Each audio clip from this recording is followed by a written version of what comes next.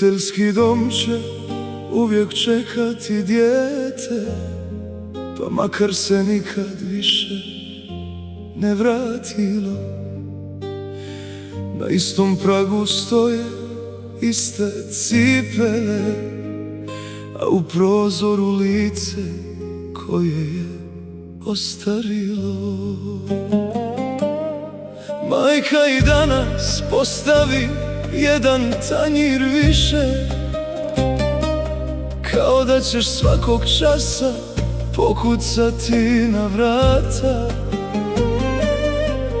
Otac šuti, kroz prozor gleda cestu, a srce mu se lomi svaki put kad prođeš bez pozdrava.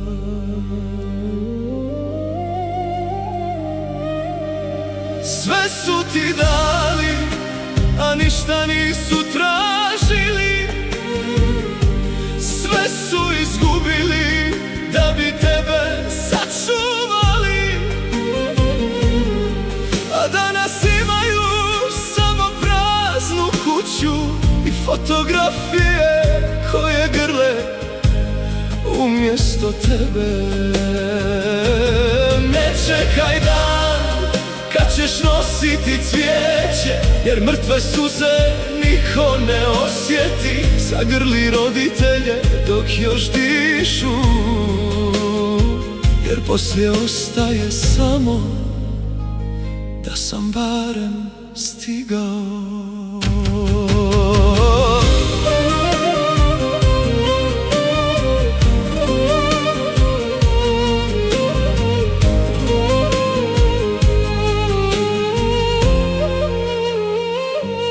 Majčine su ruke nekad liječile tvoje rane,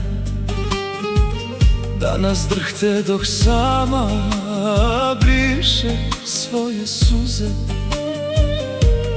Očeva su leđa nosila sav teret života, a danas jedva nose godine bez tebe. Sve što su imali ostavili su djeci, sebi nisu ostavili skoro ništa. A kad njima zatreba malo ljubavi, najčešće dočekaju samo tišinu. Sve su ti dali, a ništa nisu tražili. Sve su izgubili da bi tebe sačuvali, a danas imaju samo praznu kuću i fotografije koje grle umjesto tebe. Ne čekaj dan kad ćeš nositi cvijeće, jer mrtve suze niko ne osjeti. Zagrli roditelje dok još dišu, jer poslije ostaje samo da sam barem stigao. Najtužnija kuća nije ona bez krova, nego ona u kojoj roditelji čekaju dijete koje više ne dolazi. Najteži zagrljaj nije posljednji, nego onaj koji si mogao dati, a nikad nisi. Jednog dana zazvonit će telefon i više nećeš čuti: sine, kćeri. Toga dana ćeš dati sve što imaš, samo za još 5 minuta s njima.